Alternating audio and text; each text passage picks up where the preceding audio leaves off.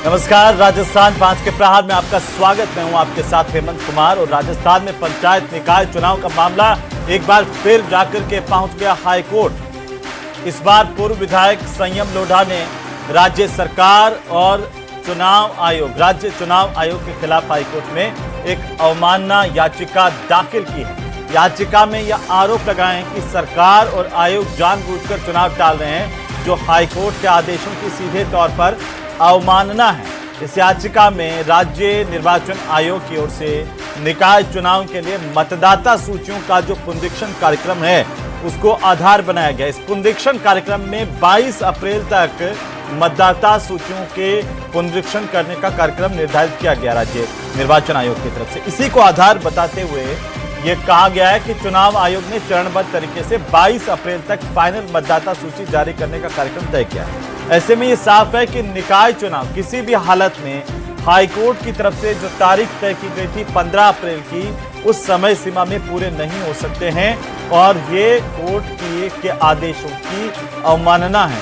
इसी को लेकर के ये अवमानना याचिका दाखिल की गई है। आज इसी पर हम चर्चा करेंगे कि हाई कोर्ट अब इस पर क्या निर्णय देता है, क्या वाकई अवमानना है, सरकार का पक्ष क्या होगा और कब पंचायत के चुनाव, नगर निकाय के चुनाव प्रदेश में होंगे, इसी पर बात करेंगे। पहले रिपोर्ट। चुनाव का मामला एक बार फिर हाई कोर्ट पहुंचा। संयम लोढ़ा ने सरकार और राज्य चुनाव आयोग के खिलाफ याचिका दायर की। 2024 के नवंबर में नगर पालिकाओं के चुनाव ड्यू हो गए थे, लेकिन इन्होंने अपने एक काल्पनिक निर्णय वन स्टेट वन इलेक्शन के लिए इन्हें मुलतवी कर दिया। याचिका में कहा, सरकार और आयोग जानबूझकर टाल रहे चुनाव। हाई कोर्ट के आदेश की सीधे तौर पर अवमानना के लगाए आरोप।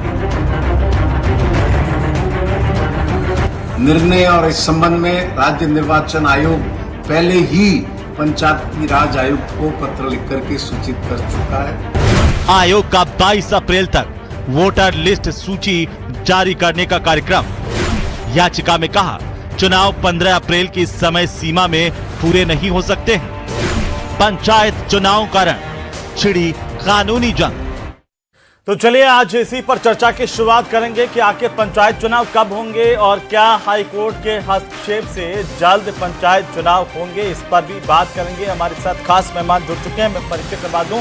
हमारे साथ हैं सुरेश गर्ग, भारतीय जनता पार्टी के प्रवक्ता, संदीप कलवानिया हमारे साथ हैं, कांग्रेस पार्टी के प्रवक्ता, और साथ ही हमारे साथ हैं रफीक पठान, प्रवक्ता हैं सरपंच संघ के पठान साहब, और मितुल जैन साहब हमारे साथ हैं, अधिवक्ता हाई कोर्ट के, और हमारे साथ संयम लोढ़ा भी जुड़ रहे हैं, पूर्व विधायक, जिन्होंने अवमानना याचिका दाखिल की है। तो आप सभी का बहुत स्वागत है, सबका अभिनंदन है। और गर्ग साहब, अब तो चुनाव करवा दो, अब तो अवमानना याचिका भी लाग बाग है, और मैं आऊं आपके पास आपका जवाब लेने के लिए। उससे पहले हमारे एक सम्मानित दर्शक हैं वेद प्रकाश जी, वो क्या कह रहे हैं जनता से सुन लेते हैं। वेद प्रकाश जी नमस्कार। हेमंत जी नमस्कार। नमस्कार वेद प्रकाश जी, क्या कहना चाहते हैं, बताइए। सर ना, मैं एक वेरीफाई व्यक्ति हूँ, पढ़ा लिखा हूँ, और ये आमजन को मूर्ख बना रहे हैं यार। ये क्या है कि चुनाव एफआईआर से हो रहा है। बीएलओ को क्या है कि जो नई पंचायत के चुनाव की जो लिस्टें तैयार करने के लिए कहा गया था, जो 2025 के हिसाब से इन्होंने रातों रात 7 तारीख को ही सभी मतदाताओं के नाम कटवा दिए जो एफआईआर में थे। पंचायत चुनाव की लिस्ट है, एफआईआर की लिस्ट सबूत से मैं आपको सबूत दे दूंगा उसके। सर सबूत भी है कि नाम कटवाए? हाँ सर, ये इन्होंने क्या किया, राज्य निर्वाचन आयोग ने 7 तारीख को अंतिम दिनांक को सभी बीएलओ को कह दिया कि एफआईआर में जिसके नाम कहते हैं उन सभी के नाम काट दो। और मेरे पास प्रूफ है सर, सारे हमारे चुनाव तो एफआईआर से होंगे, पंचायत चुनाव की लिस्टें वही है नई वाली। तो आप ये सबूत आपने जिला कलेक्टर को, जिला निर्वाचन अधिकारी, उनको क्यों नहीं सौंपा? हेलो सर, हाँ। सभी जगह इन्होंने बीएलओ को ये आदेश दिया। सर क्या आदेश दिया? ये आदेश दिया 7 तारीख को जिसके भी एफआईआर में नाम कटे उनके सभी पंचायत चुनाव से हटवा दो। सर मेरी ग्राम पंचायत में आपको ऑनलाइन बता रहा हूँ, आप जाके देख लीजिए, ऑनलाइन लिस्ट वापस हो जाएगी। जो एफआईआर की लिस्ट है वही हमारी ग्राम पंचायत की लिस्ट है। तो वेद प्रकाश जी, आप भी चुनाव लड़ेंगे इस बार सरपंच का? सर चुनाव की तैयारी कर रहे हैं, 2 साल हो गए, पढ़ा लिखा 2 साल से सर, काफी सारे प्रश्न। हाँ सर, 2 साल से आप तैयारी कर रहे हो? तैयारी कर रहा हूँ सर। अभी जो जितना पैसा खर्च हो गया मुल्क बना रहे में आमजन का काम कहाँ से करवा रहा हूँ। मेरे जो पैसे खर्च हो रही है कि निश्चित दिनांक तय कर दे और SIR से ही चुनाव होंगे सर ग्राम पंचायत वाले। जी चलिए, शुक्रिया वेद प्रकाश जी, आपने फोन किया है, अपनी बात रखी है। गर्ग साहब, मैं चाहता हूं कि वेद प्रकाश जी की बात पर भी आप दृष्टिपात करें, नज़र डालें। और सबसे बड़ी बात है कि अब तो अवमानना याचिका भी दाखिल हो गई कि चुनाव कब करवाएंगे। देखिए हेमंत भाई, भारतीय जनता पार्टी हमेशा चुनाव के लिए तैयार है। हमारे को कोई दिक्कत नहीं है। हमने शुरू से कहते आए हैं कि हम कोर्ट के आदेश का पालना करेंगे, हमें कोई दिक्कत नहीं है। 15 अप्रैल तक अगर राज्य चुनाव आयोग अगर चुनाव कराना चाहती है तो हमें कोई आपत्ति नहीं है। भारतीय जनता पार्टी को भी नहीं है और सरकार को भी आपत्ति नहीं है। अब मैं कांग्रेस के प्रवक्ता से पूछना चाहता हूं कि ओबीसी आयोग की रिपोर्ट पेंडिंग है, क्या ओबीसी के आयोग की रिपोर्ट के बिना चुनाव कराना चाहते हैं? ये अपना स्टैंड क्लियर कर दे कि भाई हाँ हम ओबीसी आयोग की रिपोर्ट के बिना चुनाव कराना चाहते हैं। हमारी सरकार आने के बाद हमने ओबीसी आयोग मई 2025 के अंदर बना दिया था, लेकिन पूर्व मुख्यमंत्री अशोक गहलोत जी खुद ओबीसी से आते हैं, मई 2021 के अंदर ओबीसी आयोग का गठन होना था, लेकिन मई 2021 के अंदर ओबीसी आयोग का गठन नहीं किया, खुद ओबीसी से आने के बावजूद भी। लेकिन हमारी सरकार आने के बाद में मई 2025 में हमने ओबीसी आयोग का गठन कर दिया है और उसकी रिपोर्ट का इंतजार कर रहे हैं। फिर भी अगर कांग्रेस ये कहती है कि नहीं हम तो ओबीसी आयोग की रिपोर्ट के बिना भी चुनाव कराने के लिए तैयार है चुनाव, तो कोई बात नहीं, आप अभी स्टैंड क्लियर कर दीजिए। दूसरा अभी जो माननीय ने कहा था कि साहब मेरा नाम हट गया, भाई SIR में से आपका नाम क्यों कटा? SIR से नाम क्यों कटा? अगर SIR से नाम कटा तो राज्य चुनाव आयोग से नाम कट गया तो उसमें तो कोई दिक्कत वाली बात नहीं है। महत्वपूर्ण बात यह है कि आपका SIR से नाम क्यों कटा? SIR से नाम किसी न किसी रीजन से कटा होगा, फिर इसके बाद में वहां पे ऑप्शन दिया गया नाम, वो कह रहे कटवा दिया, कहीं पे कोई भी नहीं है। जाइए देखिए हेमंत भाई, इसके लिए वहां पे देखिए SDM भी है, कलेक्टर भी है, कलेक्टर भी सुनवाई नहीं करता तो राष्ट्रीय चुनाव आयोग भी है, राष्ट्रीय चुनाव आयोग भी सुनवाई नहीं करता तो कोर्ट है।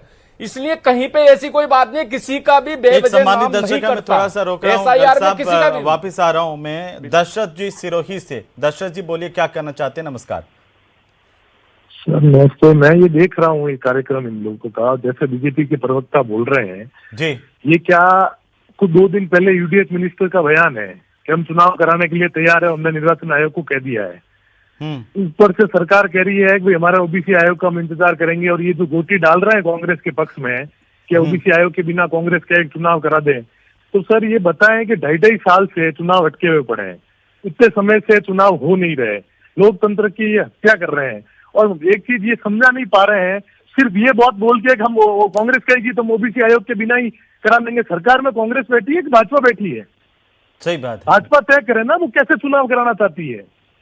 2.5 साल हो गए सर। हमें तो ऐसा लगता है कि भजन लाल जी को ये पता है कि जिस तरीके का इनका सरकार चल रही है, जनता सड़कों पर जुलूस निकाल देगी इनका, इसलिए चुनाव नहीं कराना। दशरथ जी, ठीक है दशरथ जी, बहुत शुक्रिया, आपने कॉल किया और आप कार्यक्रम को देख रहे हैं। तो गर्ग साहब जो देख रहे हैं वो तो इस बात से नाराज हैं कि आप ऐसा कह रहे हैं, गोटी कांग्रेस में फेंक रहे हो आप, वो कह रहे हैं गोटी डाल रहे हो कांग्रेस वालों पे। नहीं हेमंत भाई, देखिए नहीं हेमंत भाई, मैं आपको फिर क्लियर कर दूं, भारतीय जनता पार्टी कहीं पे भी गोटी नहीं डाल रही है। भारतीय जनता पार्टी हमेशा तैयार है, हम कोर्ट के आदेश को भी पालने करने के लिए तैयार है। अब राज्य चुनाव आयोग का विषय है कि वो चुनाव कब कराए, ठीक है। और अभी कोर्ट में गए हैं, कोर्ट अभी निर्णय दे देगा, कोर्ट निर्णय दे देगा कि नहीं 15 अप्रैल के पहले चुनाव होने तो 15 अप्रैल को चुनाव हो जाएंगे ना, हमें कोई दिक्कत नहीं है। हम तो 24 घंटे चुनावी मोड में रहते हैं। अभी देखा होगा कि राज्यसभा के चुनाव हुए, सरकार चुनाव नहीं करवाना, हम तो तैयार है, हमेशा तैयार है। कभी भी राज्य चुनाव आयोग चुनाव कराए, हम तो तैयार बैठे, हम तो तैयार बैठे हुए, हमें तो कोई दिक्कत नहीं। आज चुनाव हो, हम चुनाव में जाने को तैयार। कलवानिया जी बोलिए। सर आप देखें कि जो भारतीय जनता पार्टी है इन चुनाव को लेकर पूरी तरह से जनता के सामने एक्सपोज हो चुकी है। भारतीय जनता पार्टी पूरी झूठ का जनरेटर है। अभी इन्होंने ये पूछा था कि आप ये बता दें कि चुनाव कैसे कराने, अरे आप हमारी राय लेना चाहते हो तो हम तो ये कहते हैं कि मुख्यमंत्री इस्तीफा दे दें, आप सत्ता छोड़ दो, आपसे राज्य नहीं चल रहा, आपसे ओबीसी आयोग की रिपोर्ट नहीं आ रही, तो आप कहां से आप शासन कर पाएंगे। आपने मई 2025 में आपने ओबीसी आयोग का गठन किया था, उसके बाद में 3 महीने तक आपने उसका गठन का समय सीमा दी थी, आज 9 महीने हो गए आप ओबीसी आयोग की रिपोर्ट नहीं ले पा रहे, तो क्या कांग्रेस लेगी क्या कांग्रेस लेगी क्या? मगर भारतीय, ठीक है। कालूराम जी नमस्कार, झालावाड़ से कालूराम जी बोलिए। हाँ सर नमस्कार। हाँ जी बोलिए। सर मैं ये पूछना चाहता हूँ कि पब्लिक परेशान हो रही है गांव में, जी पंचायत चुनाव कब तक हो जाएंगे? कब तक हो जाएंगे? ठीक है साहब कालूराम जी, अभी तक तो कुछ पता नहीं है कि कब तक हो जाएंगे, लेकिन कोशिश करेंगे कि आपके सवाल का जवाब हम ले पाएं। बहुत शुक्रिया। कलवाने साहब पूरा कीजिए जी। पिछले एक साल से लगातार 2025 इनके जो बयानवीर मंत्री थे, यूडीएच मंत्री, उन्होंने हर 2 महीने में एक डेडलाइन निर्धारित की कि हम उस दिन चुनाव करा देंगे, उस दिन चुनाव करा देंगे। मगर माननीय न्यायालय ने 14 नवंबर 2025 को एक आदेश दिया, उसमें कहा कि आप 31 दिसंबर तक पुनर्गठन कराएं और 15 अप्रैल तक चुनाव कराएं। आज लगभग उस आदेश को आए 4 महीने हो गए, मगर इनकी जूं तक नहीं रेख रही। तो हम लगातार करें कि संविधान की पालना नहीं कर रहे, जो संविधान के अनुच्छेद 243 ई और यू में स्पष्ट प्रावधान है 5 साल का। फिर भी माननीय उच्च न्यायालय और उच्चतम न्यायालय ने कहा कि आप 15 अप्रैल तक चुनाव कराएं। मगर आप देखें कि हेमंत जी पिछले 15 महीने से चुनाव नहीं हो रहे। लोकतांत्रिक व्यवस्था, जो ग्रामीण व्यवस्था है, जो शहरी व्यवस्था, उनको खत्म कर दिया इन्होंने। और आज ये करेंगे कांग्रेस अपना स्टैंड क्लियर करे। अरे हम तो कर रहे हैं ना, मुख्यमंत्री इस्तीफा दे, मुख्यमंत्री इस्तीफा दे, मुख्यमंत्री इस्तीफा दे। हम कह रहे हैं, हम मांग रहे हैं इस्तीफा दे सरकार वालों को ये कहने का अधिकार ही नहीं है। बाड़ेबंदी की सरकार वालों को ये कहने का अधिकार ही नहीं है। लेकिन आप क्या मतलब बिना ओबीसी आयोग की रिपोर्ट के आप चुनाव कराना तैयार हैं? हेमंत जी से हाँ करा लीजिए, हेमंत जी से हाँ करा ठीक लीजिए। है रफीक पठान साहब, चलो मैं आ रहा हूँ वापस, आ रहा हूँ आप दोनों के पास में, आ रहा हूँ दोनों के पास में, आ रहा हूँ वापस। पठान साहब लोग कह रहे हैं कि विकास बाधित हो गया है गाँव में, क्या स्थिति है? आप तो सरपंच संघ के अध्यक्ष हैं। ठीक है ठीक है ठीक है, मैं आ रहा हूँ आप दोनों के पास में आ रहा हूँ, रुक जाइए कलवाने जी, आप दोनों रुक जाइए प्लीज प्लीज बिल्कुल। ये बात सच है, कांग्रेस की सरकार हो या वर्तमान सरकार हो, फंड की वजह से गांव में फंड नहीं होने की वजह से गांव का विकास पूरी तरह से ठप है। और मैं कांग्रेस के प्रवक्ता जी से और संयम लोढ़ा जी से कहना चाहूंगा कि जब सुप्रीम कोर्ट ने 2022 में यह फैसला दे दिया था कि ओबीसी वर्ग को वर्तमान में सम्मान प्रतिनिधि मिल रहा है या नहीं मिल रहा है, उसका करके उनको पूरा आरक्षण दिया जाए चुनाव में, तो 2022 में तो कांग्रेस की सरकार थी। इन्होंने क्यों नहीं ओबीसी आयोग का गठन किया और क्यों नहीं ओबीसी आयोग का सर्वे करवाया? और जब अभी भाजपा सरकार ने ओबीसी आयोग का गठन किया तो उस ओबीसी आयोग ने न तो गांव-गांव में सर्वे किया है, न क्या है, फर्जी आंकड़ों के हिसाब से वो रिपोर्ट देना चाहते हैं। तो हम इसका विरोध करते हैं। हम ये चाहते हैं, हमारी ये मांग है कि एक बार पूरी तरह से सर्वे हो जाए, ओबीसी वर्ग को उसी हिसाब से आरक्षण मिले, ताकि टीएफसी एरिया और अन्य जो एरिया है वहां पे विरोधाभास नहीं रहे। तो हमारी तो दोनों पार्टियों से मांग है कि ये लड़ाई झगड़ा बंद करें। और माननीय संयम लोढ़ा जी, मैं बहुत सम्मान करता हूं उनका, वो खुद विधायक थे उस टाइम जब 2022 में जब फैसला आया था, तो उन्होंने क्यों ना कांग्रेस को या पार्टी उनकी सरकार को ये बाध्य किया कि ओबीसी आयोग का सर्वे कराया जाए और चुनाव में ओबीसी आयोग को सम्मान प्रतिनिधि मिले, ऐसा उनको करना चाहिए था। अब आज वो कोर्ट में जाके केवल सुर्खियां बटोर रहे हैं, वो लोगों की भावनाओं से खेल रहे हैं। क्योंकि हम चाहते हैं कि चुनाव हो, समय पे हो, मगर जो हमारे यहाँ पे जातीय और जो आरक्षण मिला हुआ है उनको पूरा सम्मान मिले। और हम लेकिन पठान साहब क्या ये सरपंचों को प्रशासक बनाने से व्यवस्थाएं बाधित हो गई? अभी एक जना कोई कमेंट करके कह रहे थे कि हमारे गांव का सरपंच दारू पी के गालियां देता है, कहता है कि मैं तो प्रशासक हूं, इस पूरे दिसंबर तक हटा ले, कोई हटाने वाला है तो ऐसा नहीं है। तो ऐसा एक दो उदाहरण हो सकते हैं, अपवाद तो सब में होते हैं। वो उच्च स्तर पर भी हम देखें तो कई लोग ऐसे होते हैं, मगर 11,000 जो सरपंच हैं, जो प्रशासक बने हुए हैं, वो जनता की पूरी सेवा कर रहे हैं, ईमानदारी से कर रहे हैं। मगर फंड नहीं होने की वजह से ये नौबत आ रही है। हम चाहते हैं कि ये दोनों। लेकिन कलवानी साहब वो कह रहे हैं जब आपकी सरकार में ये तय हो गया था कि ओबीसी आयोग का गठन करना, तो क्यों नहीं किया? फिर इन्होंने भी देरी से किया, इन्होंने भी सरकार में आते ही नहीं किया, आपने भी देरी की। जो रफीक पठान जी जो बता रहे हैं, ये भारतीय जनता पार्टी की परिभाषा बोल रहे हैं। इनको क्यों वो अपनी बात कह रहे हैं तो भारतीय जनता पार्टी की भाषा कैसे हो गई है कलवानी साहब? हाँ, मैं तो आप उनके सवाल का जवाब दीजिए ना। क्या आपको नहीं कहा गया था मई 2022 में आपको ओबीसी आयोग का गठन नहीं करना था? के मामले में, महाराष्ट्र के मामले में आया था, राजस्थान में चुनाव 2020 में हो चुके थे। भारतीय जनता जब तो फिर इसके बाद ओबीसी आयोग का गठन होना था ना। अगर हमारी सरकार 3 साल क्यों निकाल दिए? तो हम चुनाव से पहले समझ में नहीं आएगी। हेमंत भाई, इनका समझ में नहीं आएगी। आपने कितने निकाले? साहब, सत्ता में तुम्हारे हमारा गरीब साहब, बता दो। 2023 अरे तो भाई में तुम थे आप, 3 डबल साल इंजन की कैसे सरकार में निकाले थे। थे? अब रफीक साहब तो ये कत्ता निकाले गरीब साहब, ओबीसी से आते क्यों नहीं तो आए? हमारा गरीब साहब सुनो तो सही, क्यों नहीं ये बिठाया कत्ता निकाल दिया कलवाणिया जी, तो मान लिया कि ये इन्होंने 2022 से निकाल दिए 3 साल थे, कत्ता निकाला थे भी 6-7 महीना तो निकाल दिया। नहीं, हमने तो नहीं निकाले। क्यों? अरे मई आपने तो 2025 कार्यकाल पूरा होने के बाद हेमंत में भाई, किया है। मई 2025 में ओबीसी आयोग बिठा दिया था। मई 2025 में ओबीसी आयोग बिठा दिया हेमंत भाई। हम नहीं करते नहीं, ऐसा बिठाए काम। ना, आते ये तो तो नहीं क्या है, बिठाया मैंने ना। खुद ने बनाया कि चलिए, मेरे मैं को आता 5 हूं, साल सरकार अब बचानी थी मेरे को। ठीक है। इसलिए बाड़ेबंदी में ठीक है, रहे थे, मितुल रोडों जी में साहब रहे थे। अधिवक्ता हैं, वरिष्ठ अधिवक्ता हैं राजस्थान हाईकोर्ट के, उनको सुन लीजिए। मितुल जी, ये जो याचिका दाखिल की गई है अवमानना याचिका, इसके मायने क्या हैं जी लीगली तौर पर, हम जी, इसको समझना चाहते हैं, और क्या ये गंभीर मामला है राज्य निर्वाचन आयोग के खिलाफ और राज्य सरकार के खिलाफ?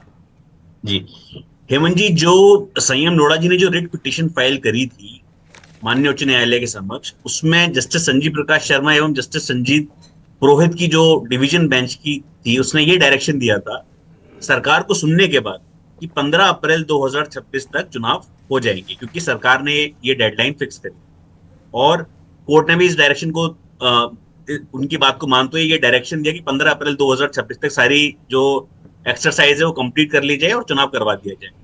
इस आदेश के विरुद्ध संयम लोढ़ा जी सुप्रीम कोर्ट भी गए। सुप्रीम कोर्ट ने में जो मैं सरकार थोड़ा सा आपको रोक रहा हूं मितुल साहब, मैं आपको थोड़ा सा रोक रहा हूं। हमारे एक सम्मानित दर्शक भी हमारे साथ जुड़े हैं और पूर्व विधायक संयम लोढ़ा साहब भी हमारे साथ जुड़ चुके हैं। संयम जी, स्वागत है आपका, फ्रेम ठीक कर लीजिए प्लीज। जी शुक्रिया। एक सम्मानित दर्शक हैं, उनको मैं पूछ लूं उनकी राय। मैं फिर सीधे आपके पास आ रहा हूं, झालावाड़ से हमारे साथ जुड़ रहे हैं। नमस्कार जी, कैलाश जी। हेलो, हाँ सर जी, नमस्कार सर। नमस्कार कैलाश जी, क्या कहना चाहते हैं? सर जी, हमारी राजस्थान की जनता की पहली बार कर्म फूटे, जो मोदी जी और अमित शाह जी के भरोसे वोट बीजेपी को करके पंचायतों की आज ऐसी हालत हो गई है साहब कि जिसमें कुत्ते भी खीर नहीं खा। ऐसे कोई कर्म फूटे हैं आप भी कैलाश? और मोदी जी ने और अमित शाह जी ने क्या पता क्या सोच के इनको मुख्यमंत्री बनाया प्रदेश का। प्रदेश की जनता जाने और भगवान जाने, और क्या पता वहां भगवान भरोसे ही छोड़ दिए पूरी पंचायतों को। आज पंचायतों की इतनी बदतर हालत हो गई है साहब। कैलाश जी सुनो ना, जब आरोप लगाना आसान है, अभी दिक्कत क्या हो रही है पंचायतों में? जी सर, क्या दिक्कत आ रही है? प्रशासन सर काम कर रहे हैं? पंचायतों में कुछ भी काम नहीं हो पा रहा सर, 0% काम हो रहा है, 0 हमारे साथ बीजेपी प्रवक्ता बैठे हुए हैं, गर्ग साहब कह रहे हैं बढ़िया काम हो रहा है पंचायतों में सब जगह। साहब कुछ भी काम नहीं हो रहा है। इन प्रवक्ता जी को बोलो एक बार जनता के सामने आओ, ताकि तो आप दोबारा कभी जनता के सामने घुस नहीं पाओगे लोगों के सामने। हम कट्टर बीजेपी के सर, हमने बीजेपी कट्टर बीजेपी साहब हमने जिताए राजस्थान के अंदर, इतनी सीटें दी भर भर के। लेकिन मोदी जी ने और अमित शाह जी ने क्या सोच के इन भजन लाल जी को बैठा दिया कि इन पूरी राजस्थान को भगवान भरोसे छोड़ दिया था। कैलाश जी शुक्रिया थे, और प्रोग्राम भी देखो और फोन भी करो, ये वास्ते आपने शुक्रिया, आपकी राय आपने रखी। संयम जी, ये सवाल है कि आखिर आपको कोर्ट क्यों जाना पड़ा और क्या है ये अवमानना याचिका आपकी? संयम जी देखिए, राजस्थान में स्थानीय निकायों के चुनाव 2024 के नवंबर में ही ड्यू हो गए थे जी, नगर पालिका के, नगर पालिकाओं के जी। लेकिन एक इनके बीजेपी के लोगों के साथ समस्या ये है कि जो दिल्ली में लोग बातें करने लगते हैं बस उनके लिए ब्रह्म वाक्य बन जाता है।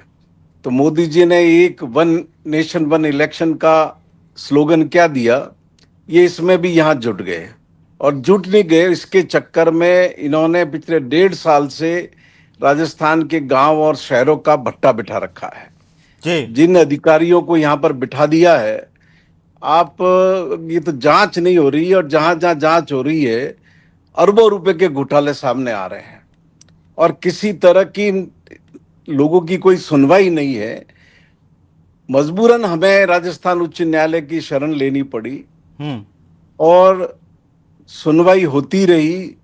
उसके बाद बहस होने के बाद भी फैसला रिजर्व हो गया जी। 3 महीने के बाद 14 नवंबर को फैसला अनाउंस हुआ, तब भी इन्हें पर्याप्त समय दिया गया कि आप 15 अप्रैल 2026 तक चुनाव करवा लीजिए। हमें तब भी लगा था कि ये समय ज्यादा दिया गया है क्योंकि चुनाव 2024 में ड्यू हो चुके थे, लेकिन सर्वोच्च न्यायालय में इन्होंने लिखित में ये कहा कि हम हर हालत में 15 अप्रैल 2026 तक चुनाव करवा लेंगे जी। अब स्टेट कमीशन ने जो मतदाता सूची बनाने का कार्यक्रम जारी किया, उसमें अंतिम प्रकाशन 22 अप्रैल 2026 को रखा। अब बताइए, जब आप उच्च न्यायालय ने निर्देश दे रखे हैं कि 15 अप्रैल तक आपने चुनाव करवा रखे हैं, तो आपकी मंशा पहले से ही प्रकट है जब आप 22 अप्रैल इसकी तिथि निर्धारित कर रहे हैं। हमने फिर इन्हें मौका दिया, 10 मार्च को हमने नोटिस दिया कि आप इसमें संशोधन कर लीजिए और माननीय उच्च न्यायालय के जो निर्देश है उसकी पालना के अनुरूप कार्यक्रम तय करिए जिससे 15 अप्रैल तक चुनाव हो सके। लेकिन इन पर कोई असर नहीं हुआ, इसलिए मजबूरी में हमें पुनः लेकिन संयम जी, हमें जो मोटा मोटी दिखता है वो ये दिखता है कि ओबीसी आयोग की रिपोर्ट नहीं आई और इसीलिए ये सब अटक गया मामला। क्या ये सही बात है? और कुछ लोग ये कह रहे हैं संयम जी कि कांग्रेस शासन में मई 2022 में ही ओबीसी आयोग का गठन होना था, वहीं से देरी शुरू हो गई लेकिन नहीं कर पाए। ये मूर्खतापूर्ण बातें नहीं की जानी चाहिए कि किस वक्त गठन हुआ या क्या नहीं हुआ जी। चुनाव इलेक्शन वैक्यूम कभी भी नहीं रहता है। मध्य प्रदेश सरकार बनाम सुरेश महाजन के मामले में मध्य प्रदेश हाईकोर्ट 2022 में इसका फैसला दे चुका है और कई स्टेट के अंदर जब ये रिपोर्ट नहीं आई है तब उन्हें जनरल मानते हुए चुनाव करवाया गया है। तो चुनाव तो होना निश्चित है। नहीं तो जनरल मानते हुए संयम का चुनाव होता है तो उसमें भी तो राज्य की जनता का ही नुकसान होता है, ओबीसी को लेकर के उनका ही नुकसान होगा। अब देखिए, जहां तक ओबीसी कमीशन की बात है, रिटायर्ड हाईकोर्ट जज को चेयरमैन बनाने का प्रावधान है। राजस्थान में ही पहले मिस्टर जस्टिस भवरूखा उसके ओबीसी कमीशन के चेयरमैन थे, वो आयोग के किनारे पड़ा हुआ है। हालांकि भवरूखा साहब का समय पूरा हो गया, लेकिन उस आयोग के सेक्रेटरी बाकी सभी लोग अभी भी हैं। अब इन्होंने ये दूसरा आयोग गठित कर दिया जिसमें रिटायर्ड हाईकोर्ट जज है भी नहीं, डिस्ट्रिक्ट जज लेवल के व्यक्ति को इन्होंने चेयरमैन बना रखा है। जो ये जैसे हाँकते हैं वैसे चलते हैं। मैं एक गर्ग साहब एक टिप्पणी दूंगा। संयम जी ने बहुत बड़ी बात कही है, काफी तजुर्बा भी है संयम जी को एक जनप्रतिनिधि के तौर पर भी। क्या कहना चाहते हैं गर्ग साहब? वो कह रहे हैं कि जानबूझ करके सरकार डिले कर रही है। आयोग के अंदर नहीं देखो, सरकार कहीं पे भी मैंने आपको बताया है कि जब कांग्रेस की सरकार थी तब ओबीसी आयोग का गठन होना था, तब नहीं हुआ। हमारी सरकार आने के बाद में लिखा हुआ है, झूठ बोल रहे हैं। हेमंत भाई झूठ का जनरेटर बना के बैठा है। ये बच्ची कोई साख भी खत्म हो चुकी है इनकी। हेमंत भाई तो झूठ नहीं बोलेगा, पूरे हिंदुस्तान में साख खत्म हो गई, जीरो पे आ चुके हैं। हेमंत भाई ये जीरो पे हो चुके हैं, तो अलग बात है, एक एक करके बात अभी देखा नहीं कि हेमंत भाई उड़ीसा बिहार और हरियाणा के अंदर क्या हुआ था। हेमंत भाई देखा नहीं कि उड़ीसा बिहार हरियाणा में एमएलए क्रॉस वोटिंग कर रहे हैं, इनके तो वजूद ही नहीं है। एमएलए अभी यहाँ की पंचायत निकाय की बात करने का अधिकार ही नहीं है। गर्ग साहब, हमारा गर्ग साहब, एमएलए क्रॉस वोटिंग करने की वो अलग बात है। एमएलए के क्रॉस वोटिंग की बात बीजेपी नहीं करे तो ठीक है। जितना अकूत काला धन बीजेपी ने इकट्ठा किया है उसके दम पे चुनी हुई सरकारों को गिराने का 50 साल तक नरेंद्र मोदी की सरकार ने इतिहास रच दिया है। तो आप लोगों ने विधायकों को खरीदने का घोटाला, पता नहीं कौन से घोटाले, पता नहीं कौन से घोटाले किए, ये बात तो उन घोटालों को निकाल के जेल में डाला है। तीनों बोले तो जेल में डाला लोटा साहब। लोग क्या चाहते हैं? लोग तो ये चाहते हैं ना कि आप क्या कर रहे हैं, आप लोग पॉलिटिकल पार्टी के तौर पर पंचायत के चुनाव हो जाए, वो चाहते हैं। अब ये पंचायत के चुनाव आपने ऐसे फूफाजी बना दिए जो रूस के कहां बैठे हुए हैं पता नहीं है। मितुल जैन साहब एक छोटी सी टिप्पणी चाहता हूं कि अभी संयम जी की जो ये याचिका है, अवमानना याचिका, ये मैं कानूनी पहलू इसका पूछ रहा था कि क्या इसके इंपैक्ट हो सकते हैं, कोर्ट क्या इसमें फैसला दे सकता है? तो हेमंत जी, जो अवमानना याचिका संयम जी ने फाइल करी है वो बेसिकली उस ऑर्डर की इम्प्लीमेंटेशन के लिए ही है जो कि 14 नवंबर 2025 को माननीय उच्च न्यायालय ने पास किया था। अब क्योंकि चुनाव आयोग ने जब तारीख ही 22 अप्रैल दी है तो डेफिनेट सी बात है कि जो ऑर्डर है उसको इम्प्लीमेंट किया ही नहीं जा सकता। अब यहां पर ये देखना पड़ेगा कि क्या ये जो अवमानना है ये बिल्कुल जानबूझ के की गई है या फिर बिकॉज प्रोसेस जो था उसमें टाइम लग गया, समय लग गया, इस वजह से एक वैलिड रीजन है सरकार के पास जस्टिफाई करने के लिए। तो अगर सरकार के पास एक वैलिड रीजन हो तो ये अवमानना नहीं मानी जाएगी कोर्ट की और इसके ऊपर कोई कोर्ट एक्शन नहीं लेगा? अगर विलफुल नेग्लेक्ट है जी, विलफुल जानबूझ के अगर आप नहीं इंप्लीमेंट कर रहे हैं आदेश को, तो उस केस में कंटेम्प्ट का केस बनता है। अगर सरकार के पास रीजन है कि क्यों वो नहीं कर पाए उस ऑर्डर को इंप्लीमेंट, तो डेफिनेट सी बात है कि कंटेम्प्ट का केस प्राइमा फेसी नहीं बने। हालांकि आज की तारीख में अगर हम आज देखें, जो आदेश था उस आदेश में ये साफ तौर पर लिखा होता है कि 15 अप्रैल 2026 तक आपको सारी एक्सरसाइज कंप्लीट कर लेनी है और चुनाव करवा देना है। तो प्राइमा फेसी है, देखिए प्रथम दृष्टया देखें तो कोर्ट का आदेश था उसको इंप्लीमेंट सरकार नहीं करती, इसीलिए अवमानना मैं ये जानना चाह रहा था कि अगर सरकार जानबूझकर के अवमानना कर लिए, ये प्रमाणित हो जाए, तो क्या आदेश हो सकता है कोर्ट का? जी, उस केस में जो अधिकारी हैं, जिम्मेदार अधिकारी जो हैं, इस केस में चुनाव आयोग होगा, चुनाव आयुक्त होंगे राज्य के, उनके खिलाफ कार्रवाई की जा सकती है। चीफ सेक्रेटरी भी आएंगे उसमें? जी जी। संयम जी, रफीक पठान साहब क्या कह रहे हैं? पठान साहब बोलिए, बिल्कुल एक लाइन का। मैं ये कहना चाहूंगा, संयम जी जब विधायक थे पिछली सरकार में, उस टाइम तक 2 साल तक चुनाव चले, तो उस टाइम ये चुप क्यों थे? आज तो ये बहुत जोर जोर से बोले सरकार। ठीक है पठान साहब, ठीक है। संयम जी, 2 साल तक चुनाव चले तो ये जीवंत लोकतंत्र का उदाहरण है कि 2 साल चुनाव चले। जिस संस्था का कार्यकाल जब पूरा होगा तभी चुनाव होंगे, और संविधान में प्रावधान भी यही है, नगरपालिका एक्ट में प्रावधान भी यही है। मुझे समझ में नहीं आता है कि बोल रहे हैं। मैं कोटा से हूँ, कोटा में जिला प्रमुख और प्रधान का चुनाव 2022 में हुआ है, आप यहाँ गलत बता रहे हो। वो किसी एक आध जगह किसी और कारण से हुआ वो मैं नहीं कह सकता। 12 जिले हैं, 12 जिले। कोरोना था भैया, कोरोना के समय। पठान साहब सरपंच संघ के प्रवक्ता हैं, और फिलहाल बहुत शुक्रिया आप सभी का चर्चा में शामिल होने के लिए। कुल मिलाकर के अवमानना याचिका कोर्ट के सामने है, और इस पर कोर्ट का फैसला क्या आएगा वो देखने वाली बात होगी, और तभी तय हो पाएगा कि आखिरकार पंचायतों के निकाय के चुनाव क्या जो हाईकोर्ट ने तारीख दी है उस निर्धारित समय पर हो पाते हैं या नहीं हो पाते हैं, ये अभी आगे की बात है।